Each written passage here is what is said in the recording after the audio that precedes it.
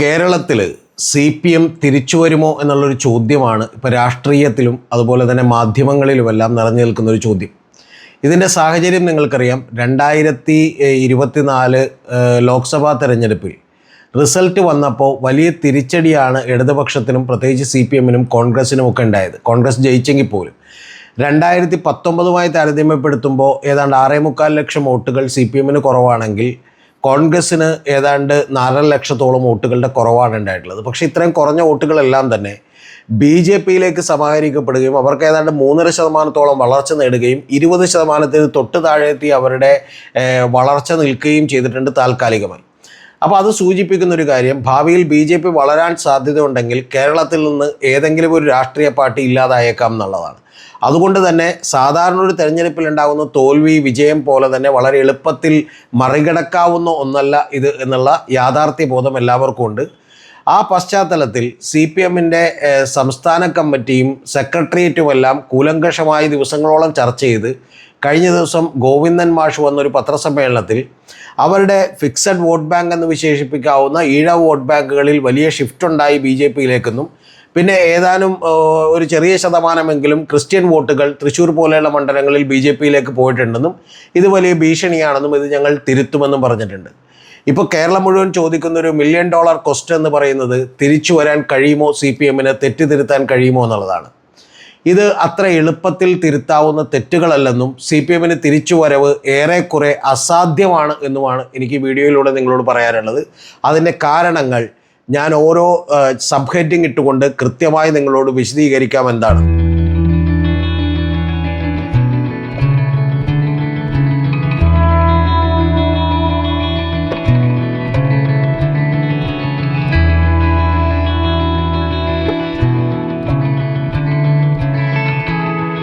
ഇതിന് നമ്മൾ ഏറ്റവും ആദ്യം ചിന്തിക്കേണ്ട ഒരു കാര്യം, കേരളത്തിൽ CPM എന്ന് പറയുന്ന ഒരു രാഷ്ട്രീയ പാർട്ടി എങ്ങനെയാണ് വളർന്നത് എന്നുള്ളതാണ്. ഏതൊരു രാഷ്ട്രീയ പാർട്ടി ലോകത്തെവിടെ വളരുമ്പോഴും അതിന് സാംസ്കാരികവുമായ ഒരുപാട് പശ്ചാത്തലം ഒരുക്കിയിരുന്നു എന്നുള്ളതാണ് സത്യം. കാരണം അവിടെ നിലനിൽക്കുന്ന യാഥാർത്ഥ്യങ്ങളുമായി ബന്ധപ്പെട്ടിട്ടുള്ള കലാരൂപങ്ങളും പുസ്തകങ്ങളും എല്ലാം അതിനെ സഹായിച്ചിട്ടുണ്ട്. ഇപ്പോൾ കേരളത്തിൽ വളരെ ചുരുക്കി നിങ്ങളോട് പറഞ്ഞിട്ടുണ്ടെങ്കിൽ KPSCയുടെ നാടകങ്ങൾ, നിങ്ങളെന്നെ കമ്മ്യൂണിസ്റ്റാക്കി പോലെയുള്ള നാടകങ്ങളടക്കം നിരവധി കാര്യങ്ങൾ CPMൻ്റെ വളർച്ചയിൽ സഹായിച്ചിട്ടുണ്ട്. അതിനു മുമ്പ് തന്നെ നമുക്കറിയാം, ഒരു സ്വാതന്ത്ര്യം കിട്ടിയതിന് ശേഷവും അതിനു മുമ്പൊക്കെ തന്നെ തൊഴിലാളികളെ സംഘടിപ്പിക്കുന്നതിന് വേണ്ടി CPM തയ്യാറായി. ചൂഷണം ചെയ്യപ്പെടുന്ന മുതലാളിമാരിൽ നിന്ന് ക്രൂരമർദ്ദനത്തിനിരയാവുന്ന തൊഴിലാളികളെയെല്ലാം അവരുടെ ബുദ്ധിമുട്ടുകളിൽ നെഞ്ചോട് ചേർത്ത് വെക്കുകയും അവർക്ക് വേണ്ടി മുമ്പിൽ നിന്ന് പടപൊരുതാനും തയ്യാറായിക്കൊണ്ട് അവരെ കൃത്യമായി സംഘടിപ്പിക്കാൻ CPMന് കഴിഞ്ഞിരുന്നു. അല്ലെങ്കിൽ അത്തരത്തിലുള്ള നിസ്വാർത്ഥരായിട്ടുള്ള നേതാക്കന്മാരൊന്നുണ്ടായിരുന്നു. ആ നേതാക്കന്മാരുണ്ടാവുകയും അവർ കൃത്യമായി സംഘടിപ്പിക്കുകയും ചെയ്യുക മാത്രമല്ല ചെയ്തത്, അന്ന് സമൂഹത്തിൽ നിന്നിരുന്ന ഉച്ചനീചത്വങ്ങൾക്കെതിരെ എന്ന് പറഞ്ഞിട്ടുണ്ടെങ്കിൽ ഈഴവനും പുലയനും അതുപോലെ തന്നെ SC/STക്കും ഒന്നും തന്നെ വഴി നടക്കാൻ പോലും കഴിയാതിരുന്നൊരു കാലത്ത് അത് വഴി നടത്തിക്കണം എന്ന് വിചാരിച്ചുകൊണ്ട് ഇവരും, കാരണം പട്ടിക്കും പൂച്ചക്കും വഴിയിലൂടെ നടക്കാം, ക്രിസ്ത്യൻസിനും മുസൽമാനും നടക്കാം, പക്ഷേ ഇത്തരത്തിലുള്ള താഴ്ന്ന ജാതിക്കാർ അവർ കണ്ടാൽ പോലും ദൃഷ്ടിയിൽ ദോഷമുള്ളവരാണ്, അതുകൊണ്ട് അവരെ കാണുക പോലും ചെയ്യരുതെന്നും അവരടുത്തു വരരുതെന്നും പറഞ്ഞ് വഴി നടക്കാൻ സമ്മതിക്കാതിരുന്നൊരു കാലത്ത് ആ വഴി നടക്കുന്നതിന് വേണ്ടി അല്ലെങ്കിൽ നടത്തിക്കുന്നതിന് വേണ്ടിയുള്ള പരിശ്രമങ്ങളിൽ കോൺഗ്രസിനോടൊപ്പം തന്നെ CPMലേക്കും പിന്നീട് സോഷ്യലിസ്റ്റിലേക്കൊക്കെ ആകർഷകരായിട്ടുള്ള നിരവധി നേതാക്കൾ കൂടെ ചേരുകയും വലിയ സമരങ്ങൾ നടത്തുകയും ചെയ്തു. ഈ സമരങ്ങളെല്ലാം പിന്തുണക്കാനും ജനത്തിൻ്റെ ബുദ്ധിമുട്ട് മനസ്സിലാക്കാനും ഒക്കെ തന്നെ നേരത്തെ പറഞ്ഞ KPSC അടക്കമുള്ള നിരവധി സാംസ്കാരിക പ്രവർത്തനങ്ങൾ കൂടി അതിൻ്റെ ചുറ്റുപാടുകളും നടന്നിരുന്നു. ആ ചുറ്റുപാടുകൾ നടന്നതിൻ്റെ ഭാഗമായി തന്നെ പലപ്പോഴും നമുക്കറിയാം, നിർമാല്യം പോലൊരു സിനിമ അന്നുണ്ടാവുന്നുണ്ട്. ആ നിർമാല്യം എന്ന് പറയുന്ന ഒരു സിനിമ MT എഴുതിയപ്പോൾ ആ നിർമാല്യം കണ്ടിട്ടില്ലാത്തവർക്ക് വേണ്ടി പറയുകയാണ്, അതിൽ PG ആൻ്റണി തകർത്തഭിനയിച്ച രംഗത്തിൽ ഏറ്റവും ഒടുവിലത്തെ രംഗം എന്ന് പറയുന്നത് വെളിച്ചപ്പാടായിട്ടുള്ള അദ്ദേഹം ദൈവമായി ആരാധിക്കുന്ന പ്രതിഷ്ഠയുടെ മുഖത്ത് തുപ്പുന്ന ദൃശ്യങ്ങളുള്ള ഒരു സിനിമയാണത്. പക്ഷെ ഇന്നാണെങ്കിൽ നമുക്ക് ആ സിനിമ ഇറക്കാൻ കഴിയില്ല. പക്ഷെ അന്ന് ഈ മാർക്സിസത്തിൻ്റെയും കമ്മ്യൂണിസത്തിൻ്റെയും ഒക്കെ ഐഡിയോളജികളും ദൈവത്തെക്കാൾ വലിയ വിശ്വാസം അവൻ്റെ ഇതിൽ ഉണ്ടാക്കുകയും ചെയ്യുന്ന രീതിയിലുള്ള പ്രവർത്തനം CPMന് നടത്താൻ കഴിഞ്ഞിരുന്നു എന്ന് പറയുന്ന ഒരു പശ്ചാത്തലമുണ്ട്. ആ പശ്ചാത്തലത്തിൽ നിന്നാണ് CPM കഴിഞ്ഞ 2 പതിറ്റാണ്ടുകളായി ഇത്തരത്തിലുള്ള സാംസ്കാരിക പ്രവർത്തനങ്ങളിൽ നിന്ന് പിന്നോക്കം പോയത്. അതിന് കാരണം അധികാരം കിട്ടാൻ വേണ്ടി ചില അഡ്ജസ്റ്റ്മെൻറ്റുകൾക്ക് തയ്യാറാകുന്ന ലെവലിലേക്ക് എത്തി. ആദ്യം അങ്ങനെ ആയിരുന്നില്ല.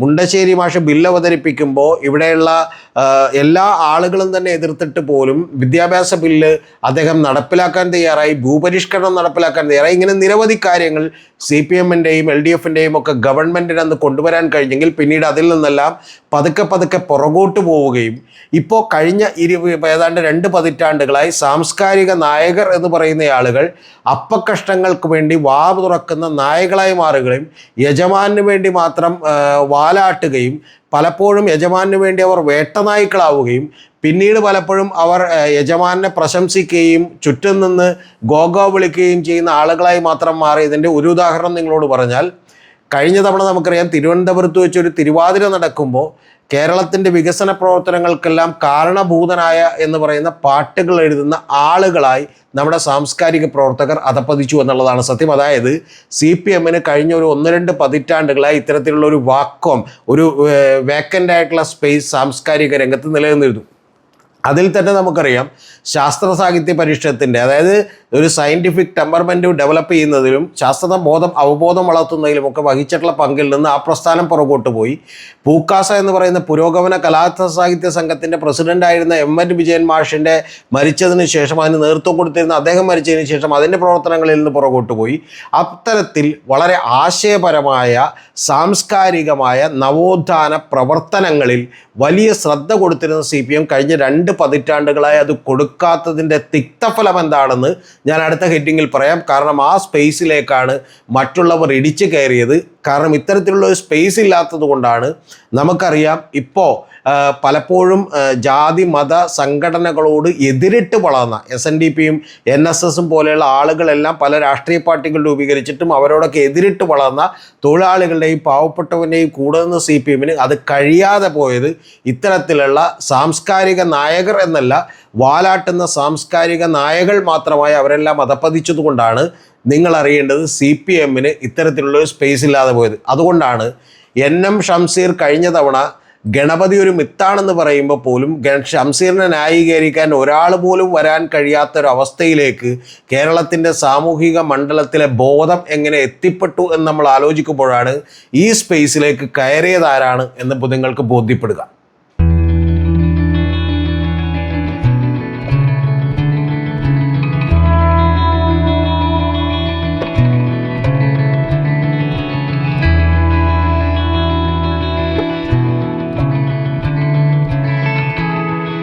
ഇതേ സമയം, അതായത് ഇടതുപക്ഷം കേരളത്തിൻ്റെ സാംസ്കാരിക മണ്ഡലത്തിൽ നിന്ന് അപ്രത്യക്ഷമാകുന്ന അതേ കാലഘട്ടത്തിലാണ് നമുക്കറിയാം ഇന്ത്യയിൽ BJP അധികാരത്തിൽ വരുന്നത് ഏകദേശം, അല്ലെങ്കിൽ അവർ അധികാരത്തിലേക്ക് എത്താനുള്ള റേസ് തുടങ്ങുന്നത്. ആ തുടങ്ങുന്ന സമയത്ത് വളരെ കൃത്യമായി സംഘപരിവാറും RSS-ഉം അതുപോലെ തന്നെ BJP-യും പോലെയുള്ള സംഘങ്ങളെല്ലാം തന്നെ ഇന്ത്യയിലെമ്പാടും വളരെ കൃത്യമായ അവരുടെ ഒരു പൊളിറ്റിക്കൽ സ്ട്രാറ്റജി ബിൽഡപ്പ് ചെയ്തു. ആ സ്ട്രാറ്റജി എന്ന് പറയുന്നത് ബിൽഡപ്പ് ചെയ്യുന്നതിന് മുമ്പ് ഞാൻ നിങ്ങളോടൊരു ബിസിനസ്സിൻ്റെ സ്ട്രാറ്റജി പറയാം. കാരണം അതും ഇതുമായിട്ട് വലിയ സാമ്യമുണ്ട്. കാരണം രണ്ടും ഒരു മാർക്കറ്റിംഗ് സ്ട്രാറ്റജിയാണ്. എല്ലാ രാഷ്ട്രീയ പാർട്ടികളും പല കാലഘട്ടങ്ങളിലും ചെയ്തിട്ടുള്ളതാണ്. പക്ഷേ അത് കുറേ കൂടി സിസ്റ്റമാറ്റിക്കായിട്ട് പ്രൊഫഷണലിയും ഉപയോഗിച്ചിട്ടുള്ളത് BJP ആണ്. അപ്പോൾ നിങ്ങളിത് അറിയേണ്ടത്, ഇന്ദിരാഗാന്ധി മരിക്കുമ്പോൾ അവരുടെ ചിതാഭസ്മം ഉയർത്തിക്കാട്ടി തെരഞ്ഞെടുപ്പിനെ നേരിടണം എന്ന് പറഞ്ഞ് അഡ്വൈസ് കൊടുത്ത കമ്പനിയുടെ പേര് മെക്കൻസി എന്നാണ്. അത് ലോകത്തിലെ ഏറ്റവും വലിയ കൺസൾട്ടൻസി കമ്പനിയാണ്. അപ്പോൾ അതുപോലെ പല രാഷ്ട്രീയ പാർട്ടികളും ഇത്തരത്തിലുള്ള പ്രൊഫഷണൽ ഏജൻസികൾ ഉപയോഗിച്ചിട്ടുണ്ട്. അത്തരത്തിലുള്ള പ്രൊഫഷണൽ ഏജൻസികൾ ഉപയോഗിച്ചുകൊണ്ട് തന്നെയാണ് BJP അവരുടെ രാഷ്ട്രീയ തന്ത്രങ്ങൾക്ക് രൂപം നൽകിയത്. അത് കുറച്ചുകൂടി എളുപ്പത്തിൽ വിശദീകരിക്കാൻ ഞാൻ നിങ്ങളോടൊരു ബിസിനസ് തന്ത്രം പറയാം. അപ്പോൾ നമ്മൾ പലപ്പോഴും ബിസിനസ്സിൽ എളുപ്പത്തിൽ വിജയിക്കാനുള്ളൊരു കാരണമെന്ന് പറയുന്നത് അൺഓർഗനൈസ്ഡ് ആയിട്ടുള്ള സെക്ടറുകളെ ഓർഗനൈസ്ഡ് സെക്ടറാക്കി മാറ്റിയാൽ അവിടെ വിജയിക്കാനുള്ളൊരു സാധ്യതയുണ്ട്.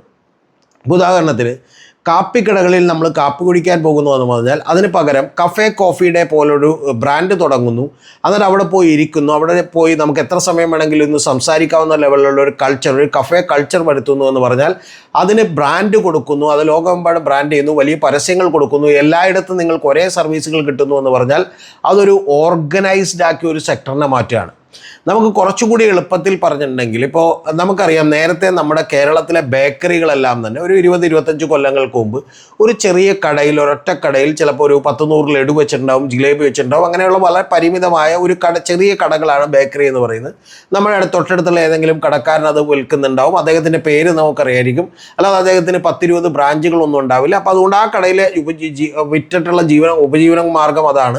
അത് നമ്മൾ ആ കടയിൽ ചെന്ന് വാങ്ങിക്കും എന്നുള്ളതാണ് വാസ്തവം. പക്ഷെ പിന്നീട് ഞാനൊക്കെ വളർന്നു തുടങ്ങിയ സമയത്ത് നമുക്ക് പാലാരിവട്ടത്ത് ഒരു ബേക്കറി വരുന്നു. ആ ബേക്കറി വരുമ്പോൾ അതെന്നെ അത്ഭുതപ്പെടുത്തി. കാരണം അത് വലിയൊരു ബിൽഡിങ്ങിൽ വളരെ കണ്ണഞ്ചിപ്പിക്കുന്ന ഫെസിലിറ്റീസുമായിട്ടാണ് ആ ബേക്കറി തുടങ്ങിയത്. ആ ബേക്കറിയുടെ പേര് KR ബേക്സ് എന്നാണ്. അതായത് ബാലൻ ചേട്ടൻ എന്നറിയപ്പെടുന്ന ഒരാളാണ് ആ ബേക്കറി തുടങ്ങിയത്. പക്ഷെ അദ്ദേഹം തുടങ്ങിയത് ഈ ബേക്കറി എന്ന് പറയുന്ന ഓരോരുത്തർ ഒറ്റക്കൊറ്റക്ക് മാത്രം തുടങ്ങാൻ പറ്റുന്ന, അല്ലെങ്കിൽ 1-2 ഒക്കെ മാക്സിമം ഒരാൾക്ക് ഹാൻഡിൽ ചെയ്യാൻ പറ്റുന്ന ലെവലിൽ നിന്നും ഈ ബേക്കറി എന്ന് പറയുന്ന സ്ഥാപനത്തെ കുറച്ചുകൂടി ഓർഗനൈസ്ഡ് ആയിട്ടുള്ളൊരു സെക്ടറിലേക്ക് കൊണ്ടുവരികയും ഒരു 200, 300, 400, 500 ബേക്കറികൾ കേരളത്തിൽ തുടങ്ങുകയും ആ ബേക്കറികൾക്ക് ഫ്രാഞ്ചൈസികൾ കൊടുക്കുകയും അതിനുവേണ്ടി ഒറ്റത്തരത്തിൽ പരസ്യം കൊടുക്കുകയും അവരുടെയൊക്കെ കടകളിൽ ചെന്നാൽ ഒരു മിനിമം ക്വാളിറ്റി ഉറപ്പുവരുത്തുകയും ഒരേ സ്വാദ് തന്നെ കിട്ടുന്ന ലെവലിൽ അവർ സാധനങ്ങൾ ഉൽപ്പാദിപ്പിക്കുകയും ചെയ്യുന്ന ലെവലിൽ ബേക്കറി രംഗത്തൊരു വിപ്ലവം കൊണ്ടുവന്ന്, അതാണ് ഞാൻ പറഞ്ഞത്, ഓർഗനൈസ്ഡ് ആയിട്ടുള്ള ഒരു സെക്ടറാക്കി അതിനെ മാറ്റുക. അങ്ങനെ ഓർഗനൈസ്ഡ് ആയിട്ടുള്ള സെക്ടറുകളാക്കി മാറ്റാൻ കഴിഞ്ഞ് എല്ലാവരും തന്നെ വിജയിച്ചിട്ടുണ്ട്. നമ്മളിവിടെ കാണുന്ന ഇപ്പോൾ ജ്യൂസ് കടകളും അതുപോലെ തന്നെ ചെറിയ ചെറിയ കടകൾ പോലും അത്തരത്തിലുള്ള ഓർഗനൈസ്ഡ് സെക്ടറിലാണ്. അപ്പോൾ അവർക്ക് വലിയ പരസ്യങ്ങൾ കൊടുക്കാൻ കഴിയും, അത്തരത്തിലുള്ള ബ്രാൻഡിങ് നടത്താൻ കഴിയും, ബിൽഡപ്പ് ചെയ്യാൻ കഴിയും. ഇത് ബിസിനസ്സിൻ്റെ ഒരു സാധാരണ തത്വമാണ്. അത് മെക്കൻസി ആണെങ്കിലും, ഇപ്പോൾ മക്ഡൊണാൾഡ് ആണെങ്കിലും അതുപോലെ കെൻറ്റക്കി ഫ്രൈഡ് ചിക്കൻ ആണെങ്കിലും ഒക്കെ ഇത് തന്നെ ചെയ്തവരാണ്.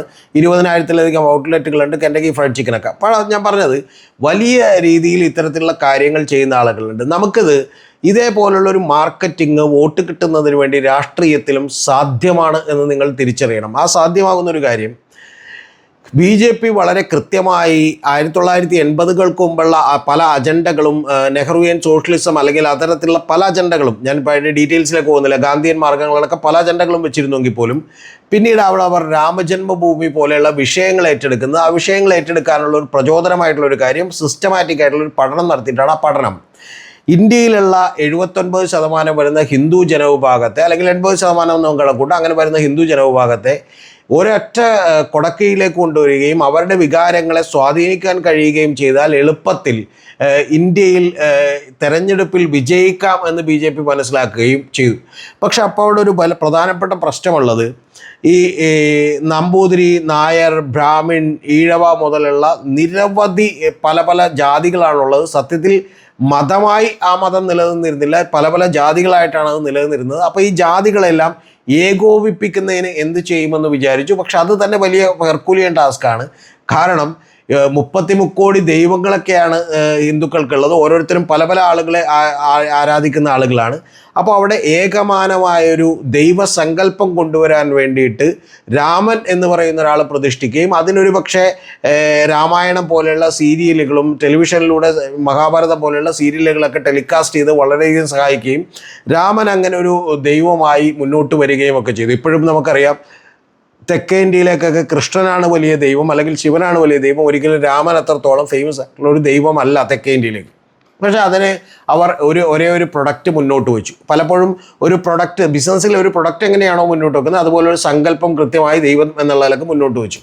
ഇത് നമുക്കറിയാം, ഇപ്പോൾ മറ്റു പല ഏരിയകളിലും ഇത് വളരെ ഫലപ്രദമായി വിജയിച്ച് നടപ്പിലാക്കിയിട്ടുണ്ട്. ഇപ്പോൾ ഉദാഹരണത്തിന് ഇന്ത്യയിലുള്ള സൗന്ദര്യ സങ്കല്പമല്ല നമുക്കറിയാം ആഫ്രിക്കയിലുള്ളത്, ആഫ്രിക്കയിലുള്ളതല്ല അമേരിക്കയിലുള്ളത്, അമേരിക്കയിലുള്ളതല്ല നമുക്ക് പലപ്പോഴും ഇപ്പോൾ ഗൾഫ് കൺട്രീസിലുള്ള സൗന്ദര്യ സങ്കല്പങ്ങൾ. കേരളത്തിൽ തന്നെ അല്പം കുറേ കൂടി വയറുള്ള നല്ല ശരീരമുള്ള ആളുകളൊക്കെയാണ് സുന്ദരന്മാരെ കരുതിയിരുന്ന ഒരു കാലഘട്ടമുണ്ട്. ഇത് പറയുമ്പോൾ പുതിയ ചെറുപ്പക്കാർക്ക് അത്ഭുതം തോന്നും. ഇപ്പം നിങ്ങൾ പഴയ കവിതകളൊക്കെ എടുത്ത് വായിച്ചു നോക്കിയാലും, കുമാരനാശാൻ്റെ കാലഘട്ടമോ അതിന് തൊട്ടു മുമ്പുള്ള കവിതകളൊക്കെ എടുത്ത് വായിച്ചു നോക്കിയാലും അതിൽ വലിയ തടിച്ച സുന്ദരികളായ സ്ത്രീകളെക്കുറിച്ചാണ് വർണ്ണനകൾ എഴുതി വെച്ചിട്ടുള്ളത്. പലപ്പോഴും തീരെ മെലിഞ്ഞ് ഇരിക്കുന്ന സ്ത്രീകളെക്കുറിച്ച് അവർ വീട്ടിലൊന്നും കഴിക്കാനില്ലാത്ത ആളുകളാണെന്നാണ് വിചാരിച്ചിരുന്നത്.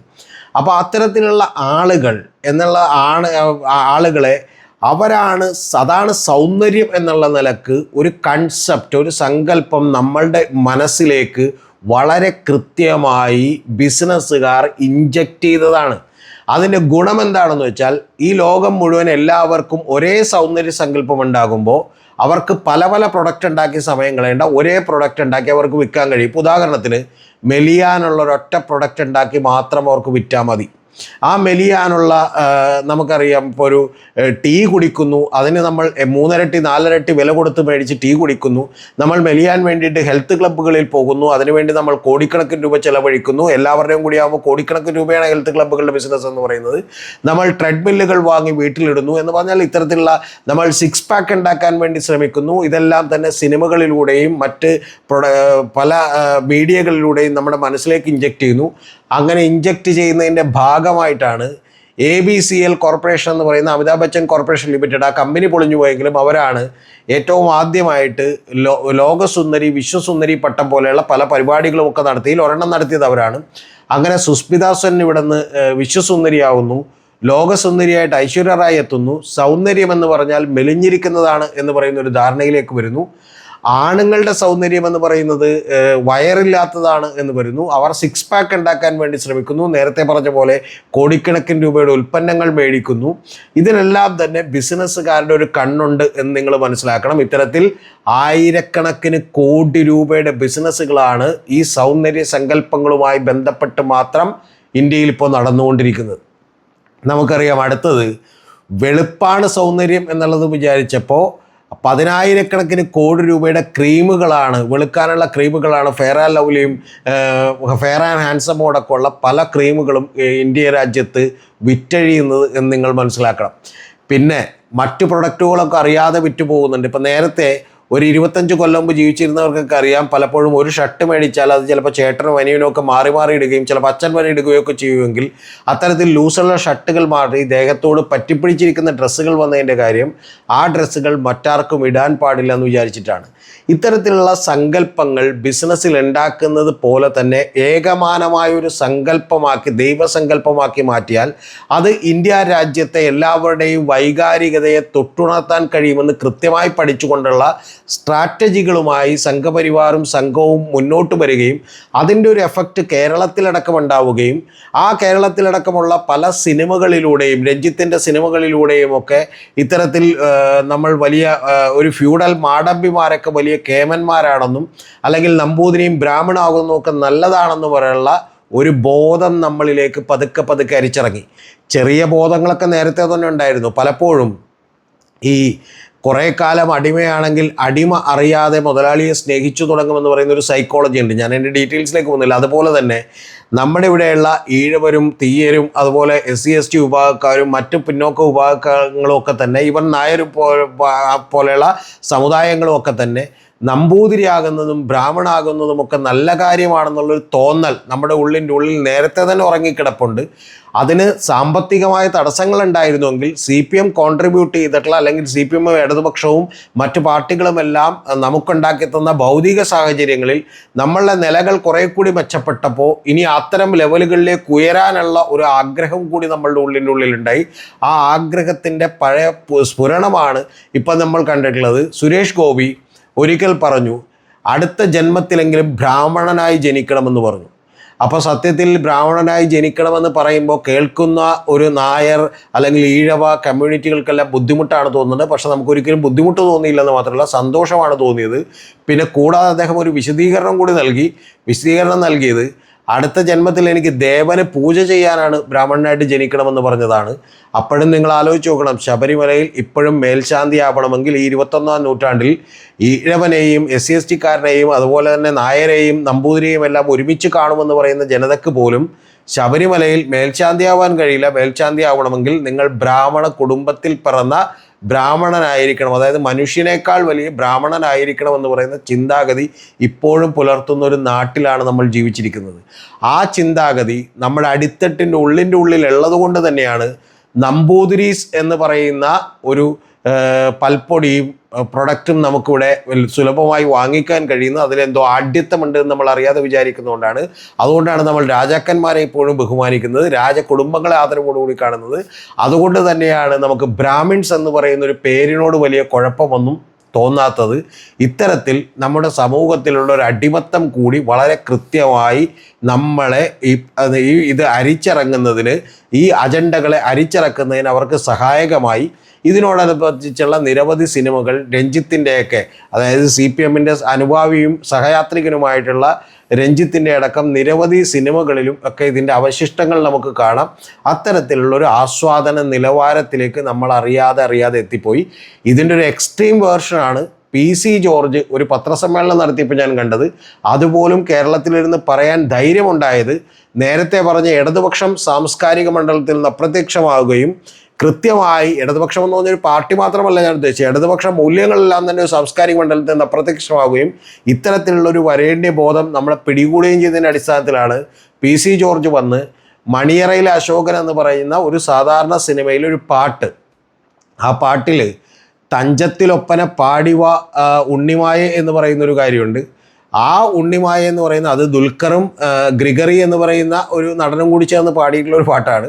ആ പാട്ടിനെ പോലും ഇദ്ദേഹം വിമർശിച്ചുകൊണ്ട് തഞ്ചത്തിൽ ഒപ്പന പാടി വരാൻ നിങ്ങൾ എന്തിനാണ് ഉണ്ണിമായെ ക്ഷണിക്കുന്നത്, നിങ്ങൾക്ക് അത് ക്ഷണിക്കണമെങ്കിൽ വല്ല ഐഷുമ്മയോ പാത്തുമ്മേനൊക്കെ ക്ഷണിച്ചാൽ പോരെ എന്ന് ചോദിക്കുന്ന ലെവലിലേക്ക് കേരളം എത്തിയത് ഈ രണ്ട് കാര്യങ്ങൾ കൊണ്ടാണ്. നേരത്തെ പറഞ്ഞ ഈ സാംസ്കാരിക മണ്ഡലത്തിൽ നിന്ന് ഇടതുപക്ഷവും അതിൻ്റെ സാന്നിധ്യവും യഥാർത്ഥത്തിലുള്ള കവികളും കലാകാരന്മാരും നാടകകൃത്തുക്കളും എല്ലാം അപ്രത്യക്ഷമാവുകയും പുതിയൊരു വരേണ്യവർഗം അല്ലെങ്കിൽ വരേണ്യ ചിന്താഗതി കൂടുന്ന വർഗം അറിഞ്ഞോ അറിയാതെയോ ഇതിലേക്ക് എത്തിപ്പെടുകയും ചെയ്യുന്ന ഈ പ്രക്രിയ നടന്നുകൊണ്ടിരുന്നു. അതുകൊണ്ട് ഇത് പെട്ടെന്ന് അങ്ങോട്ട് തിരുത്താവുന്ന ഒരു കാര്യമല്ല എന്നാണ് എനിക്ക് നിങ്ങളോട് പറയാനുള്ളത്.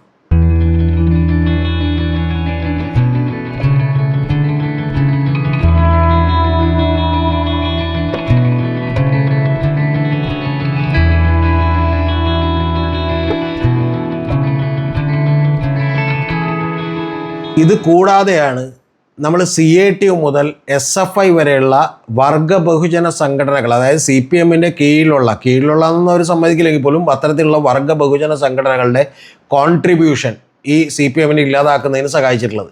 അതിലാകെപ്പെടാത്തൊരു സംഘടന ബാലസംഘം മാത്രമാണ്. ബാലസംഘം പിന്നെ ഇപ്പോൾ അത്ര ആക്റ്റീവായി പ്രവർത്തിക്കുന്നുണ്ടോയെന്നറിയില്ല.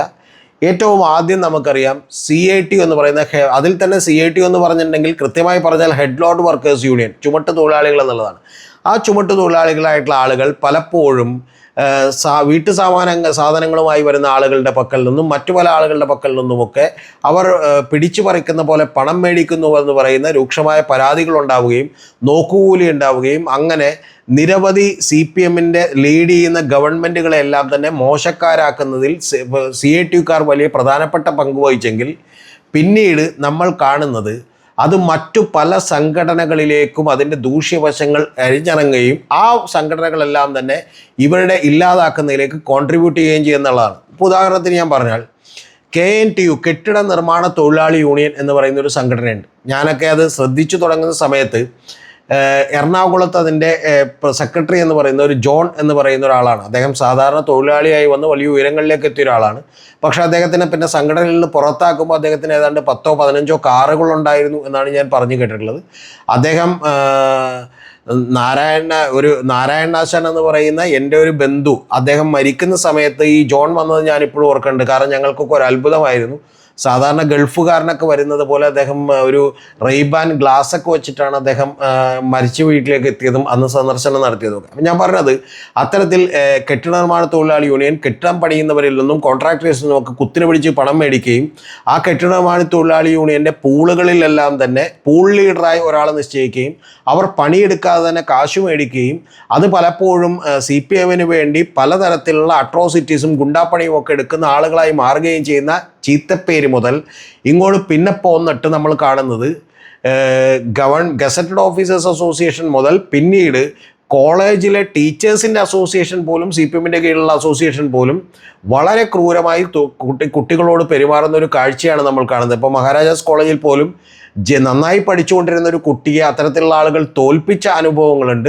പലപ്പോഴും SFI-കാരുടെ തോന്നിയാസങ്ങൾക്ക് അവർ കൂട്ടുനിന്നിട്ടുള്ള അനുഭവങ്ങളുണ്ട്. ഇങ്ങനെ നിരവധി അനുഭവങ്ങളിലൂടെ മോശമാക്കിയെന്ന് മാത്രമല്ല, ഏറ്റവും ഒടുവിലേക്ക് വന്നപ്പോൾ അതിൻ്റെ ഏറ്റവും തുടക്കത്തിലെ ആളുകളെ പിടിക്കുന്ന ഒരു സംഘടനയായിട്ടുള്ള students federation of India SFI പോലും അങ്ങേയറ്റം അധപ്പതിക്കുന്നൊരു കാഴ്ച നമ്മൾ കണ്ടു. അധപ്പതിക്കുന്ന കാഴ്ച എന്ന് പറയുന്നത് നമുക്കറിയാം, കായംകുളത്തുള്ള നിഖിൽ തോമസ് എന്ന് പറയുന്നൊരു പയ്യൻ, ആ പയ്യൻ BCom ജയിക്കാതെ MCom ജോയിൻ ചെയ്യുന്നു, വ്യാജ സർട്ടിഫിക്കറ്റുകൾ കൊടുക്കുന്നു. അതിനുശേഷം തൊട്ടടുത്ത ദിവസം PM മാർഷോ എന്ന് പറയുന്ന SFIയുടെ സംസ്ഥാന സെക്രട്ടറി പറയുന്നു, ഞാൻ എല്ലാ സർട്ടിഫിക്കറ്റുകളും പരിശോധിച്ചതാണ്, എനിക്ക് ബോധ്യപ്പെട്ടു അവൻ്റെ സർട്ടിഫിക്കറ്റുകളെല്ലാം ഒറിജിനലാണ് എന്ന് ബോധ്യപ്പെട്ടു എന്നാണ്. പക്ഷേ ഒരേ സമയം, അതായത് കായംകുളത്തെ MSM കോളേജിൽ പഠിച്ചുകൊണ്ടിരിക്കുമ്പോൾ തന്നെ മറ്റേതോ യൂണിവേഴ്സിറ്റിയിൽ പഠിച്ചു എന്ന് പറഞ്ഞ് സർട്ടിഫിക്കറ്റ് ഉണ്ടാക്കിയിട്ടുണ്ട്.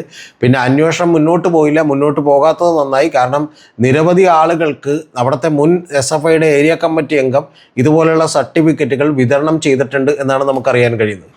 പിന്നെ നമുക്കറിയാം PM മാർഷോയുടെ വളരെ അടുത്ത സുഹൃത്തായിരുന്ന ദിവ്യ എന്ന് പറയുന്നൊരു പെൺകുട്ടി. ആ പെൺകുട്ടി ഒരു കഥാകാരിയാണ്. കഥ എഴുത്ത് മത്സരത്തിനൊക്കെ 1ാം സമ്മാനമൊക്കെ പലതിലും മേടിച്ചിട്ടുള്ളതാണ്, ഏതോ മാതൃഭൂമിയുടെയൊക്കെ. പക്ഷേ കഥ എഴുതാൻ മാത്രമല്ല, വ്യാജ സർട്ടിഫിക്കറ്റ് ഉണ്ടാക്കാനും അറിയാമായിരുന്നു. അവർ മറ്റൊരു കോളേജിൽ നിന്ന് പഠിപ്പിച്ചു എന്ന് പറയുന്ന വ്യാജ സർട്ടിഫിക്കറ്റ് ഹാജരാക്കിക്കൊണ്ടൊരു ജോലി നേടി എന്ന് പറയുന്ന ആരോപണം വരുന്നു. ഇത്തരത്തിൽ പരീക്ഷ ജയിക്കാതെ PM മാർഷോ തന്നെ ജയിക്കുന്ന അവസ്ഥയിലേക്ക് എത്തുന്നു. 42 കേസുകളിലെ പ്രതിയാകുന്ന ആർഷോ മറ്റൊരു പെൺകുട്ടിയെ ജാതിപ്പേര് വിളിച്ച് അധിക്ഷേപിച്ചു എന്ന് പറയുന്ന പരാതി നമ്മൾ കേൾക്കുന്നു. ഇങ്ങനെ നിരവധി പരാതികൾ കേൾക്കുന്നതിനിടയിലാണ് ഇതിൻ്റെ ഏറ്റവും വലിയ നേതാക്കന്മാരായിട്ടുള്ള ചിന്താ ജെറോമിനെ പോലെയൊക്കെയുള്ള ആളുകൾ അവർ വാഴക്കുല, ചങ്ങമ്പുഴയുടെ വാഴക്കുല എന്ന് പറയുന്നത് എഴുതിക്കൊണ്ട്, ചങ്ങമ്പുഴയല്ല വൈലോപ്പള്ളിയുടെ വാഴക്കുല എന്ന് എഴുതിക്കൊണ്ട് പ്രബന്ധം എന്ത് ചെയ്യുന്നു മേടിക്കുന്നു. എനിക്ക് തെറ്റിച്ച് പറയാൻ ബുദ്ധിമുട്ടുള്ളതുകൊണ്ടാണ്. അവർ PhD കരസ്ഥമാക്കുന്നു. കൂടാതെ ഏറ്റവും വലിയൊരു കാര്യം എന്ന് പറഞ്ഞിട്ടുണ്ടെങ്കിൽ PhD ഒക്കെ ഇനിയിപ്പോൾ നാട്ടിലെ സാധാരണക്കാരും വായിക്കില്ല എന്ന് നമുക്ക് വിചാരിക്കാം. പക്ഷേ എങ്കിലും ഇവർ ഓസ്കാർ, RRRലെ ഗാനത്തിന് ഓസ്കാർ നേടിയിട്ടുള്ള കീരവാണിയെ അഭിനന്ദിച്ചുകൊണ്ട് ഒരു 3 വരി എഴുതി ഫേസ്ബുക്കിലിടുന്നു. ആ വരികൾ വായിച്ച് നമ്മൾ അന്തം വിട്ടുപോയി. കാരണം ഇംഗ്ലീഷിൽ PhD എടുത്ത MA BAയും കഴിഞ്ഞ് MAയും കഴിഞ്ഞ് MPhilഉം കഴിഞ്ഞ് PhDയും എടുത്ത, അതായത് 4-5 കൊല്ലത്തോളം പഠിച്ച് PhD എടുത്തിട്ടുള്ള ഒരാൾ, PhDയിലുള്ള അബദ്ധങ്ങളാണ് ഞാൻ ഈ പറഞ്ഞത്. കൂടാതെ PhD എടുത്തിട്ടുള്ള ഒരാൾ ഇംഗ്ലീഷിൽ 3 വാചകങ്ങൾ എഴുതിയത് കീരവാണി വായിക്കാതിരുന്നത് നന്നായി. ഇല്ലെങ്കിൽ വായിച്ചിരുന്നെങ്കിൽ പുള്ളിക്ക് അന്ന് തന്നെ എന്ത് ചെയ്താനെ, വല്ല അസുഖവും പിടിപെട്ടാനെ. അതുകൊണ്ട് കീരവാണി അഭിനന്ദിച്ചുകൊണ്ടാണ് ഇട്ടത്. പക്ഷെ അഭിനന്ദിച്ചുകൊണ്ടാണെന്ന് അദ്ദേഹത്തിന് ഒരിക്കലും മനസ്സിലാവില്ല. അത്തരത്തിൽ ആളുകൾക്ക് മുഴുവൻ, CPMന് മുഴുവൻ നാണക്കേട് ഉണ്ടാക്കാവുന്ന ഒരു സംഘടനകളായി SFI അടക്കമുള്ള DYFI അടക്കമുള്ള വർഗ ബഹുജന സംഘടനകൾ മാറി അവരുടെ നേതാക്കന്മാർ വന്നിരുന്ന് ന്യായീകരിക്കുന്നത് കേട്ടിട്ട് ആളുകൾക്ക് വലിയ അറപ്പുളക്കാവുന്ന ഒരവസ്ഥയിലേക്ക് കൂടി CPM എത്തി എന്നതാണ് മറ്റൊരു കാരണം.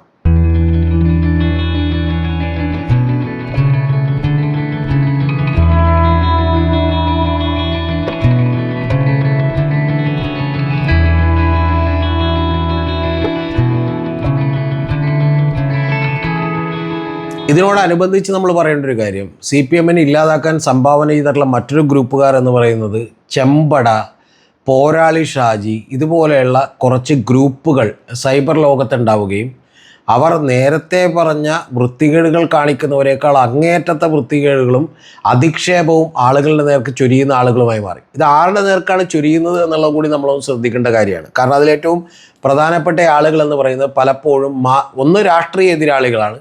രാഷ്ട്രീയ എതിരാളികൾക്ക് പലപ്പോഴും അതിനെ അതിജീവിക്കാനുള്ള കരുത്തുണ്ടാകും എന്ന് നമുക്ക് വിചാരിക്കാം. പക്ഷേ ഇത്രയൊന്നും കരുത്തില്ലാത്ത പലപ്പോഴും മാധ്യമ പ്രവർത്തകരുണ്ട്. അവരവരുടെ ജോലിയുടെ ഭാഗമായി ചില ചർച്ചകൾ നടത്തുന്നു, ചില ചോദ്യങ്ങൾ ചോദിക്കുന്നു എന്നുള്ളത് കൊണ്ട് ഇവർ വളരെ മ്ലേച്ഛമായ ഭാഷയിൽ, അവരുടെ വീട്ടിലിരിക്കുന്ന കൊച്ചിനെ വരെ അധിക്ഷേപിക്കുന്ന ഭാഷയിൽ ഇവർ പെരുമാറാൻ തുടങ്ങി. ഉദാഹരണത്തിന് സ്മൃതി പരുത്തിക്കാട് എന്ന് പറയുന്ന ഒരു, നമുക്കറിയാം, ഇപ്പോൾ റിപ്പോർട്ടർ ചാനലിൽ വർക്ക് ചെയ്യുന്ന എക്സിക്യൂട്ടീവ് എഡിറ്ററാണ്. ആ സ്മൃതി പരുത്തിക്കാടിനെ അടക്കമുള്ള പലരെയും, സ്മൃതി പരുത്തിക്കാട് എന്ന് പറഞ്ഞാൽ സിദ്ധാർത്ഥൻ പരുത്തിക്കാട് എന്ന് പറയുന്ന വളരെ കമ്മ്യൂണിസ്റ്റ് ഐഡിയോളജിയിലൊക്കെ വിശ്വസിക്കുന്ന, ഇപ്പോഴും സ്മൃതി അടക്കം ഇടതുപക്ഷത്താണ് എന്ന് വിചാരിക്കുന്ന ആളുകളാണ്. അപ്പോൾ അത്തരത്തിലുള്ള ആളുകൾ, അവർ ദേശാഭിമാനിയിലാണ് ആ കുട്ടികൾ പഠിച്ചു കഴിഞ്ഞാൽ വന്നുകൊണ്ടിരുന്നത്. സ്മൃതിയുടെ അനിയത്തിയുമൊക്കെ സിദ്ധാർത്ഥൻ പരുത്തിക്കാടിൻ്റെ മക്കളാണ്. സിദ്ധാർത്ഥൻ അന്ന് ദേശാഭിമാനിയിലാണ് ജോലി ചെയ്തുകൊണ്ടിരുന്നത്. അപ്പോൾ അവിടെ നിന്നാണ് ജേർണലിസത്തിൻ്റെ ആദ്യ പാഠങ്ങളൊക്കെ സ്കൂളിൽ പഠിക്കുമ്പോൾ മുതൽ പഠിച്ചു തുടങ്ങിയിട്ടുള്ളത്. ആ ആളുകളെ പോലും ഒരു ദാക്ഷിണ്യവും ഇല്ലാതെ അങ്ങേയറ്റത്തെ തെറിവിളികളുമായി എടുക്കുന്ന ആളുകൾ, ഇവർ സമൂഹത്തിൽ എന്ത് തരത്തിലുള്ള മെസ്സേജാണ് പാർട്ടിക്ക് വേണ്ടി കൊടുത്തതെന്ന് ചോദിച്ചാൽ ആളുകളിൽ വെറുപ്പുണ്ടാക്കാൻ വേണ്ടി മാത്രമേ സഹായിച്ചിട്ടുള്ളൂ. ഇതിനെല്ലാറ്റിനും ഒടുവിൽ ഇപ്പോൾ ഈ സൈബർ പോരാളികൾ മാത്രമല്ല, ഇതിന് ഏറ്റവും ഒടുവിൽ ഇപ്പോൾ അനിൽകുമാറിനെ പോലെയുള്ള, അഡ്വക്കേറ്റ് അനിൽകുമാറിനെ പോലെയുള്ള കോട്ടയത്തെ ഒരു ജില്ലാ നേതാവായിട്ടുള്ള ആൾ അടക്കം വരുന്നത് സ്മൃതി പരുത്തിക്കാടിനോട് അവരുടെ ചോദ്യങ്ങൾ നേരിടാനുള്ള വൈമുഖ്യം കൊണ്ടിട്ട് നാണമുണ്ടോ ലജ്ജയില്ലേ എന്നൊക്കെ ചോദിക്കുന്ന ചോദ്യങ്ങളടക്കം ഞങ്ങൾ കേട്ടു. ഇതെല്ലാം തന്നെ CPM നിന്ന് ആളുകളെ അകറ്റി എന്നുള്ളതാണ്. നമുക്കറിയാം നിഷ പുരുഷോത്തമൻ എന്ന് പറയുന്ന മറ്റൊരു ലേഖിക, അവർ മനോരമയിലായിരുന്നു വർക്ക് ചെയ്തുകൊണ്ടിരുന്നത്, ആ റിപ്പോർട്ടറായിരുന്നു. അവർ നേരത്തെ ഇന്ത്യ വിഷനിലുണ്ടായതാണ്. അവരോടൊക്കെ തന്നെ അവർ പണ്ട് KSUക്കാരിയായിരുന്നു, അവരുടെ ഫാദർ കോൺഗ്രസ്സുകാരനായിരുന്നു എന്നൊക്കെ വിചാരിച്ച് അതിതീവ്രമായിട്ടുള്ള മ്ലേച്ഛമായിട്ടുള്ള രീതിയിലുള്ള സൈബർ ആക്രമണം ആക്രമണം അഴിച്ചുവിടുമ്പോഴും ഇത് വായിക്കുന്ന ഓരോരുത്തരും ഈ എഴുതിയവൻ രപ്പാളിയാണ് എന്ന് വിചാരിക്കലല്ലാതെ നിഷ പുരുഷോത്തമനൊന്നും ഒരു കുഴപ്പവും സമ്പാദിക്കില്ല. പക്ഷെ അവരെ മാനസികമായി തളർത്താൻ കഴിയുമോ എന്നുള്ളൊരു ചിന്തയാണ് ഇത്തരത്തിലുള്ള ആളുകളെല്ലാം ഉണ്ടായിട്ടുള്ളത്. ഏറ്റവും ഒടുവിൽ ഹാഷ്മി താജ് ഇബ്രാഹിം എന്ന് പറയുന്ന ഒരാൾ, അദ്ദേഹം വളരെ കൃത്യമായി ഇൻട്രോ പറയുകയും പിന്നീട് ചോദ്യങ്ങളൊക്കെ ചോദിക്കുകയും ചെയ്തത് കൊണ്ടിട്ട് ഉടനെ തന്നെ ഹാഷ്മി താജ് ഇബ്രാഹിമിനെ PFI ട്രെയിനിങ് കിട്ടിയ ടെററിസ്റ്റാണ് എന്ന് പറഞ്ഞാണ് ചില സോഷ്യൽ മീഡിയ സൈറ്റുകളിലൊക്കെ വ്യാപകമായിട്ടുള്ള പ്രചാരണം കൊടുത്തിട്ടുള്ളത്. ഇങ്ങനെ പടിയടച്ച് പിണ്ടം വെക്കാനും ആളുകളെ ജീവനോടെ തന്നെ കുഴിച്ചും കൂടാനും തയ്യാറായിട്ടുള്ള സൈബർ ഗുണ്ടകളുടെ ലോകം ഒടുവിൽ CPMന് തന്നെ തിരിച്ചടിയായി എന്ന് നമുക്കറിയാം. ആ CPMന് തന്നെ തിരിച്ചടിയായതുകൊണ്ടാണ് ഇപ്പോൾ ഏറ്റവും ഒടുവിൽ കണ്ണൂരിലെ ജില്ലാ സെക്രട്ടറി ആയിട്ടുള്ള MV ജയരാജൻ പോരാളി ഷാജിയെ പോലെയുള്ള അലവലാദികളാണ് ഞങ്ങളെ തോൽപ്പിച്ചത് എന്ന് പറയേണ്ടി വന്നത്. ഇതേ സൈബർ പോരാളികളുടെ ചൂടേറ്റാണ് റഹീമിനോട് പറഞ്ഞത്, റഹീമെ നീ ഒന്നും അഹങ്കരിക്കണ്ട എന്നവർ പോസ്റ്റിടാൻ ധൈര്യം കാണിച്ചത്. ഏറ്റവും ഒടുവിൽ മഹിഷാസുരന് വരം കൊടുത്തതുപോലെ എൻ്റെ തലയിൽ തൊട്ടിട്ടുണ്ടെങ്കിൽ നിന്റെ വിരൽ വെച്ച് തലയിൽ തൊട്ടാൽ ആര് വേണമെങ്കിലും മരിക്കുമെന്ന് പറഞ്ഞ് ദൈവം ഒരു വരം കൊടുക്കുമ്പോൾ മഹിഷാസുരൻ ചോദിക്കുന്നത് ഞാൻ അങ്ങയുടെ തലയിലൊന്ന് തൊട്ട് നോക്കട്ടേതാണ് എന്ന് പറയുന്നത് പോലെ ഏറ്റവും ഒടുവിൽ ഈ പറയുന്ന ചെമ്പടയും ഇതുപോലെ പോരാളി ഷാജിമാരുമൊക്കെ CPMനെ ഓടിച്ചിട്ട് തലയിൽ തൊടാൻ പോകുന്ന കാഴ്ചയാണ് നമ്മളിപ്പോൾ കാണുന്നത്. ഇതും ജനങ്ങളുടെ ഇടയിൽ നിന്ന് CPMനെ അകലാൻ കാരണമായി എന്നുള്ളതാണ് വാസ്തവം.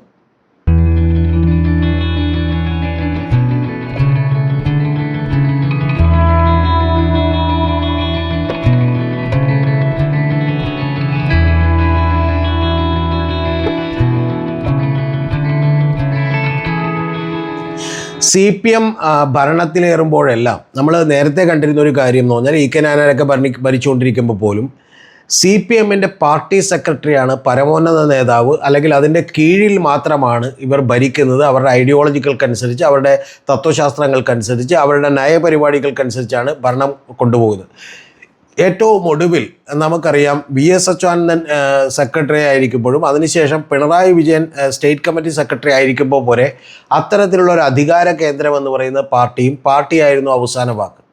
പക്ഷേ പിണറായി വിജയൻ സംസ്ഥാന സെക്രട്ടറിയായിൽ നിന്ന് മാറി മുഖ്യമന്ത്രിയാകുന്ന അവസ്ഥയിലേക്ക് എത്തിയപ്പോൾ ഇതെല്ലാം തന്നെ വഴിമാറുകയും പിണറായി എന്ന് പറയുന്ന ഒരാളുടെ കയ്യിലേക്ക് മുഖ്യമന്ത്രിയുടെയും പാർട്ടിയുടെയും ഒക്കെ മുഴുവൻ അധികാരവും കൈയാളുന്നൊരവസ്ഥയുണ്ടായി എന്നുള്ളതാണ് ഏറ്റവും പ്രധാനപ്പെട്ട കാര്യം. ഇതിൽ മറ്റു മന്ത്രിമാരെല്ലാം നിഷ്പ്രഭരാവുകയും അവർക്കൊന്നും രണ്ടാം മന്ത്രിസഭയിൽ അവർക്കൊന്നും വലിയ പെർഫോമൻസ് ചെയ്യാനുള്ള ഒരു വകുപ്പില്ലാതിരിക്കുകയും ഈ എല്ലാ വകുപ്പുകളും തന്നെ മുഖ്യമന്ത്രി കൈകാര്യം ചെയ്യുകയും ചെയ്യുന്ന ഒരു രീതിയാണ്, ഒരു ഏകാധിപത്യ പ്രവണതയാണ് CPMൽ കാണാൻ കഴിഞ്ഞിട്ടുള്ളത്. ഇതിൽ ഒരു തിരുത്തുണ്ടാകും നമ്മെന്ന് വിചാരിച്ചിരുന്നൊരു കാര്യം, നേരത്തെ കോടിയേരി ബാലകൃഷ്ണനായിരുന്നു. ആ കോടിയേരി ബാലകൃഷ്ണൻ സംസ്ഥാന സെക്രട്ടറി ആയിരുന്നപ്പോൾ അതിനുശേഷം അദ്ദേഹം മാറിയിട്ട് ഗോവിന്ദൻ മാഷ് എന്ന് പറയുന്ന ഒരു സംസ്ഥാന സെക്രട്ടറി വരുമ്പോൾ അദ്ദേഹം ഏറ്റവും ആദ്യം നമുക്ക് ചില പ്രതീക്ഷകൾ തന്നിരുന്നു. ആ പ്രതീക്ഷകളിലൊന്ന് ഈ പാർട്ടിയിലെ ആ ഒരു പവർ അദ്ദേഹം വീണ്ടെടുക്കുമെന്നും പാർട്ടി അദ്ദേഹം കുറച്ചുകൂടി ഒന്ന് ക്ലീൻ ചെയ്യുമെന്നും പുഴുക്കുത്തുകളെല്ലാം അദ്ദേഹം എടുത്തു മാറ്റുമെന്നൊക്കെയുള്ള തോന്നൽ നമുക്കുണ്ടായി. അതിൻ്റെ ഭാഗമായി അദ്ദേഹം ഏറ്റവും ആദ്യമായിട്ടുള്ള ഒരു തിരുത്തൽ രേഖ പാർട്ടിയുടെ കീഴ്ഘടകങ്ങളിലേക്ക് അയച്ചു. പക്ഷേ ഇതൊന്നും നടപ്പിലാക്കാൻ കഴിയാത്ത വിധം പാർട്ടി മാറിയിരുന്നു എന്ന് മാത്രമല്ല, നമ്മൾ അതിശയിപ്പിച്ചൊരു കാര്യം, ഏറ്റവും ഒടുവിൽ ഈ പറയുന്ന ഗോവിന്ദൻ മാഷ് പോലും പിണറായി ഭക്തനായി മാറുകയും അദ്ദേഹത്തെ പുകഴ്ത്തുകയും ചെയ്യുന്ന കാര്യമാണ് നമ്മൾ കണ്ടത്. അദ്ദേഹത്തെക്കുറിച്ച് ഗോവിന്ദൻ മാഷ് തന്നെ പിണറായിയെക്കുറിച്ച് പിന്നീട് ഒരിക്കൽ പറഞ്ഞത്, അദ്ദേഹം സൂര്യനാണ്, നിങ്ങൾ അടുത്തു പോയാൽ കത്തിപ്പോകുമെന്നാണ്. ഇത് പറയുമ്പോൾ ഗോവിന്ദൻ മാഷും ബാക്കിയുള്ള പാർട്ടിക്കാരുമൊക്കെ ഒന്ന് ആലോചിക്കണം. EMS AKG സുന്ദരയ്യ സിന്ദാബാദ് എന്ന് പറഞ്ഞ് മതിലുകളിൽ എഴുതി വെച്ചത് മായ്ച്ചുപ്പിച്ച ഒരു പാർട്ടിയുടെ പേരാണ് CPM എന്നുള്ളത്. ആ അവിടുത്തെ കമ്മ്യൂണിസ്റ്റ് പാർട്ടിയിൽ അന്ന് ഇത്തരത്തിൽ വ്യക്തിപൂജ പാടില്ല എന്നും അത്തരത്തിലുള്ള വ്യക്തിപൂജ അനുവദിക്കാൻ കഴിയില്ല എന്നും പറഞ്ഞിരുന്ന ഒരു കാലഘട്ടത്തിൽ നിന്നും മുഖ്യമന്ത്രി എന്ന് പറയുന്ന ആൾ എല്ലാമായും തലതൊട്ടപ്പനായും ഒരു ഏകാധിപതിയായും മാറുന്ന കാഴ്ച കാണുന്നു എന്ന് മാത്രമല്ല അതിനെ ആദരവോടുകൂടി നമിക്കുകയും അദ്ദേഹത്തെ പുകഴ്ത്തുകയും ചെയ്യുന്ന ഒരാളായി CPM-ൻ്റെ പാർട്ടി സെക്രട്ടറി കൂടി അധപ്പതിച്ചത് ഇതിലേക്കുള്ള മറ്റൊരു കാരണമാണ് ഈ അകൽച്ചയുടെ.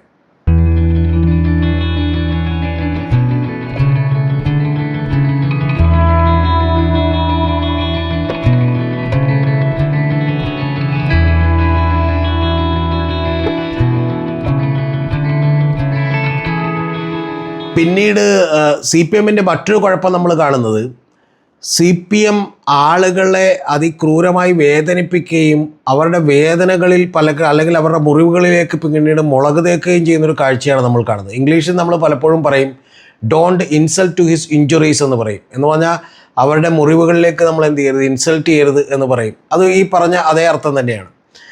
ഇതിൻ്റെ ഒന്നാമത്തെ ഉദാഹരണം ഞാൻ പറയുന്നത് കരുവന്നൂർ ബാങ്ക് തട്ടിപ്പ് കേസാണ്. ആ കേസിൽ CPM ചെയ്തത് എന്താണ്, എങ്ങനെ വേദനിപ്പിച്ചു എന്നും എങ്ങനെ ആ മുറിവിലേക്ക് മുളക് തേച്ചു എന്നും പറയാം. ഇങ്ങനെ ഞാനൊരു 5-8 എക്സാമ്പിൾസ് നിങ്ങളോട് പറയാം. ആദ്യത്തേത് കരുവന്നൂരാണ്. കരുവന്നൂർ സുരേഷ് എന്ന് പറയുന്ന ഒരാൾ, അദ്ദേഹം പാർട്ടി ലോക്കൽ കമ്മിറ്റി മെമ്പറായിരുന്നു. അദ്ദേഹം പാർട്ടിയെ തന്നെ കൃത്യമായി ഇത്തരത്തിലുള്ളൊരു കൊള്ള നടന്നിരുന്നു എന്നറിയിക്കുന്നു. 320 കോടി രൂപയിലധികം വരുന്ന കൊള്ള നടക്കുന്നു. ആ കൊള്ള നടന്നതിൽ തന്നെ നിരവധി ആളുകൾ അത് വെച്ച് സൂപ്പർ മാർക്കറ്റുകളും മറ്റു പല സാധനങ്ങളും റിസോർട്ടുകളും എല്ലാം മേടിക്കുന്നു. ഇത് കൃത്യമായി അദ്ദേഹം പാർട്ടിയെ അറിയിക്കുന്നു. പാർട്ടിയുടെ ഉന്നതർക്ക് ബന്ധമുള്ളത് കൊണ്ടാണ്, യാതൊരു സംശയവുമില്ല. അതുകൊണ്ട് തന്നെ പാർട്ടി അത് മൂടി വെക്കുന്നു. സഹകരണ രജിസ്ട്രാർക്ക് അദ്ദേഹം പരാതി കൊടുക്കുന്നു. ഇതിനെല്ലാറ്റിനും ശേഷം ഇദ്ദേഹത്തെ പാർട്ടിയിൽ നിന്ന് പിടിച്ച് പുറത്താക്കുകയാണ് ചെയ്യുന്നത്. ഒരു തട്ടിപ്പിൻ്റെ വിസിൽ ബ്ലോവറായി മാറിയിട്ടുള്ള സുരേഷെ പിടിച്ച് പുറത്താക്കുന്നു എന്ന് മാത്രമല്ല, പാർട്ടിക്കാർ ഈ പ്രതികളെ എല്ലാം തന്നെ സംരക്ഷിക്കുകയും ഏതാണ്ട് 3 കൊല്ലത്തോളം അന്വേഷണത്തിന് ഒരു മെല്ലെപ്പോക്ക് പ്രഖ്യാപിക്കുകയും ചെയ്തു. എന്ന് പറഞ്ഞാൽ CPM അനൗദ്യോഗികമായി മെല്ലെപ്പോക്ക് നടത്താൻ ക്രൈംബ്രാഞ്ച് ആദ്യം പോലീസിനോടും പിന്നീട് ക്രൈംബ്രാഞ്ചിനോടും പറഞ്ഞു.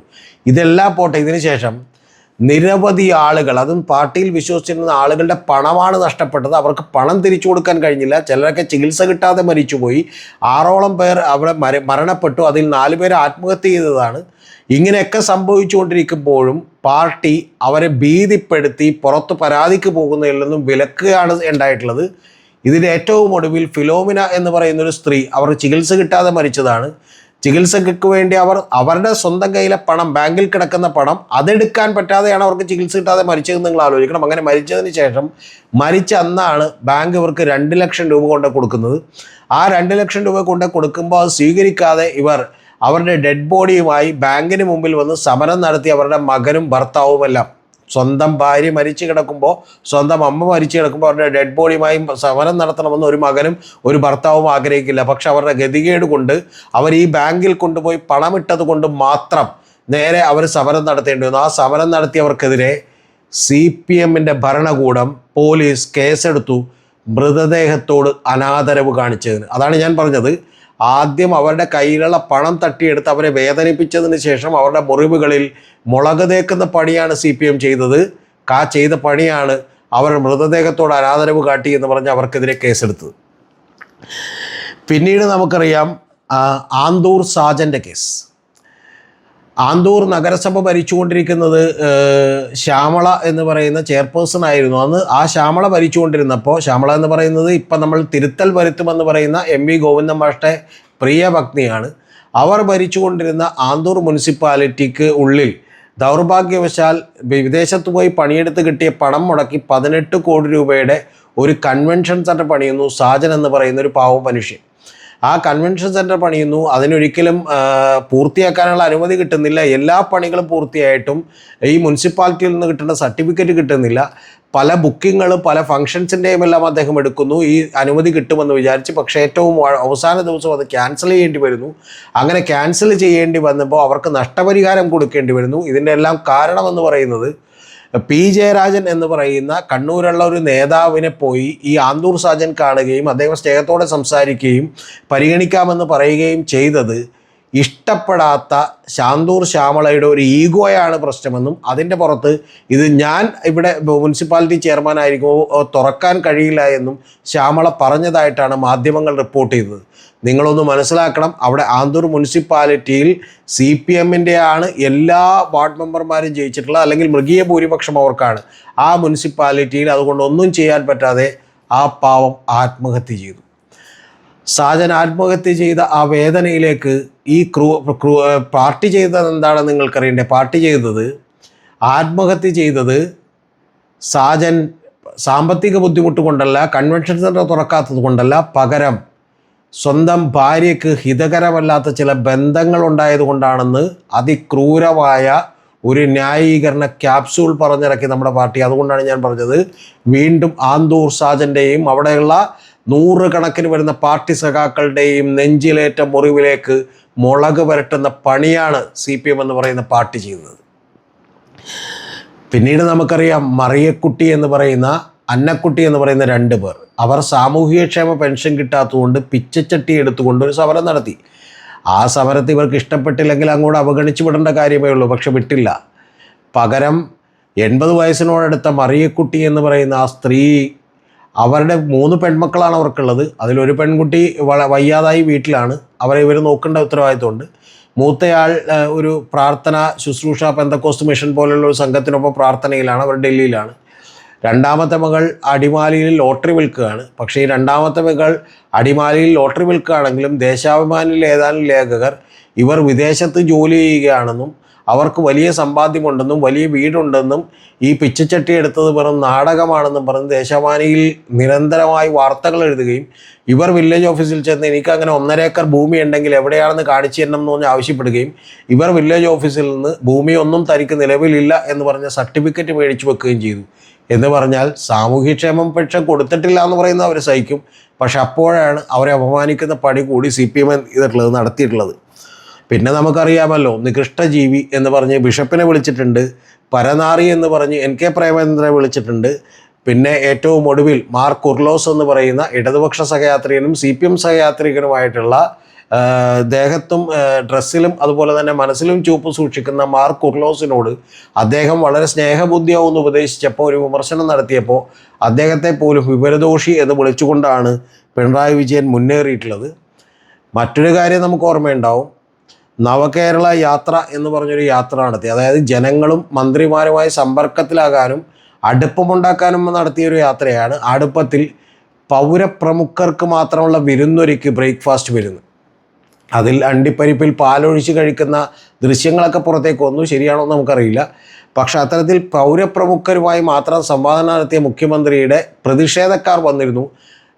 യൂത്ത് കോൺഗ്രസ്സുകാർ പ്രതിഷേധിക്കാൻ തീരുമാനിച്ചു. അങ്ങനെ പ്രതിഷേധിക്കാൻ അവർ ആ ബസ്സിൻ്റെ മുമ്പിൽ, നവകേരള ബസ്സിന് മുമ്പിലേക്ക് ചാടി വീണപ്പോൾ പോലീസുണ്ട് സംരക്ഷിക്കാൻ, അത് മതി. പക്ഷേ പകരം DYFIക്കാർ അതിൻ്റെ സംരക്ഷണം ഏറ്റെടുത്തുകൊണ്ട് ഒരു യൂണിഫോമൊക്കെ ഇട്ടിട്ടുള്ള സംരക്ഷണക്കാർ അതിൻ്റെ ചുറ്റും നിറയുകയും അത്തരത്തിലുള്ള DYFIക്കാർ ഈ ബസ്സിന് മുമ്പിലേക്ക് കരിങ്കൊടി കാണിക്കാൻ വന്നവരെ പിടിച്ചുമാറ്റി വിടേണ്ടതിന് പകരം അവരെ പൂച്ചട്ടി വെച്ച് തലക്കടിക്കുകയും, ഇതൊക്കെ പൗച്ചട്ടി വെച്ച് തലക്കടിച്ചവരുടെ തല പൊട്ടി തകർന്ന് അവർ കിടക്കുമ്പോൾ ഉടനെ തന്നെ ബഹുമാനപ്പെട്ട പിണറായി വിജയൻ്റെ പ്രസംഗം വരുന്നു, അതൊരു ജീവൻ രക്ഷാ പ്രവർത്തനമാണ് എന്നുള്ളതാണ്. എന്ന് പറഞ്ഞാൽ പൂച്ചട്ടി രക്ഷാപ്രവർത്തനം എന്നാണത് പിന്നീട് അറിയപ്പെട്ടത്. ഇതിനിടയ്ക്ക് നമുക്കറിയാം, വാളയാറിലെ പെൺകുട്ടികൾക്ക് എന്താണ് പെൺകുട്ടികൾക്ക് 2 പെൺകുട്ടികൾ അവർ അതിക്രൂരമായ പീഡനത്തിനിടയായി മരണപ്പെട്ടിട്ടും ആ മരണപ്പെട്ട പ്രതികളെ സംരക്ഷിക്കാൻ വേണ്ടി അവിടുത്തെ ഒരു MP, അതായത് MP രാജേഷ് എന്ന് പറയുന്ന MP തന്നെ ശ്രമിച്ചിരുന്നു എന്ന് പറയുന്ന ആരോപണം വന്നിരുന്നു. അവിടുത്തെ CPMക്കാർ അവരെ രക്ഷപ്പെടുത്തി എന്ന് പറഞ്ഞ ആരോപണം വന്നിരുന്നു. എന്താണെങ്കിലും ആ പ്രതികളാരും ശിക്ഷിക്കപ്പെട്ടില്ല എന്നുള്ളത് വാസ്തവമാണ് എന്ന് മാത്രമല്ല, സിംബോളിക്കായി ധർമ്മടത്ത് പോയി പിണറായി വിജയനെതിരെ മത്സരിച്ചിട്ടുള്ള വാളയാർ പെൺകുട്ടികളുടെ അമ്മക്കെതിരെ അതിനികൃഷ്ടമായിട്ടുള്ള പരിഹാസങ്ങളും വൃത്തികേടുകളുമാണ് ഹരീഷ് വാസുദേവൻ എന്ന് പറയുന്ന ഒരു അഡ്വക്കേറ്റ്, അദ്ദേഹമാണ് CPM ആയിരിക്കാൻ വേണ്ടി പലപ്പോഴും ചർച്ചയ്ക്ക് വരുന്നത്, അദ്ദേഹം നടത്തിയത്. ഇതേപോലെയുള്ള നിരവധി സംഭവങ്ങൾ.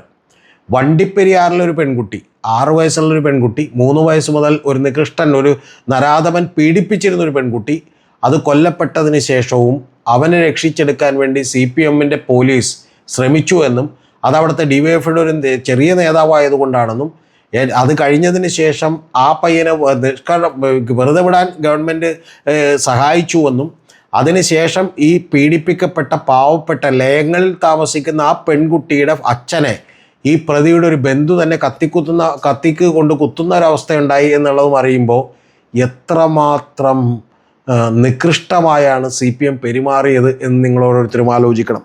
പിന്നെ ഒരു സംഭവം പറയാതെ പോകാൻ വയ്യ. അത് കേരളത്തിൽ 51 വെട്ടുവെട്ടിക്കൊന്ന ടി.പി. ചന്ദ്രശേഖരൻ്റെ കഥയാണ്. മരിച്ചതിന് ശേഷവും അദ്ദേഹത്തെക്കുറിച്ച് പിണറായി വിജയൻ പറഞ്ഞത് ഇത് കുലംകുത്തി എന്നും കുലംകുത്തി തന്നെയാണെന്നാണ്. പിന്നീട് ഏറ്റവും ഒടുവിൽ ഇപ്പോൾ ഈ കഴിഞ്ഞ ദിവസങ്ങളിലുണ്ടായ ഒരു ബോംബ് സ്ഫോടനത്തിൽ വേലായുധൻ എന്ന് പറയുന്ന ഒരാൾ കൊല്ലപ്പെട്ടപ്പോൾ കണ്ണൂരിലെ സീന എന്ന് പറയുന്ന ഒരു പെൺകുട്ടി, ആ പെൺകുട്ടി വന്ന് മാധ്യമങ്ങളോട് കരഞ്ഞു പറഞ്ഞത് ഞങ്ങൾക്ക് ജീവിക്കാൻ അനുവദിക്കണം, ഇനിയും ഞങ്ങൾക്ക് ഭയന്നുകൊണ്ട് ജീവിക്കാൻ കഴിയില്ല, ഞങ്ങളുടെ കുട്ടികൾ പോയി ഏതെങ്കിലും ഒരു പാത്രമെടുത്താൽ ചിലപ്പോൾ പൊട്ടിത്തെറിക്കുമ്പോൾ അവർ മരിച്ചു പോകും, അതുകൊണ്ട് ഇനിയും ഇത് അനുവദിക്കാനാവില്ല എന്ന് പറഞ്ഞതിൻ്റെ അന്ന് വൈകുന്നേരം രാത്രി ഈ തോൽവിക്ക് ശേഷം പോലും CPMൻ്റെ പഞ്ചായത്ത് മെമ്പർ അടക്കമുള്ളവർ അവരുടെ വീട്ടിൽ ചെന്ന് ഭീഷണിപ്പെടുത്തി ഇനി സീനയ്ക്ക് എന്ത് സംഭവിക്കുമെന്ന് നമുക്കറിയില്ല. അത്തരത്തിൽ മുറിവുകളിലേക്ക് വീണ്ടും മുളകരച്ച് പരട്ടുന്ന പണിയാണ് CPM ഇപ്പോഴും ചെയ്തുകൊണ്ടിരിക്കുന്നത്. പിന്നെ എങ്ങനെയാണ് ഗോവിന്ദ മാഷെ നിങ്ങൾ തിരുത്താൻ പോകുന്നത്?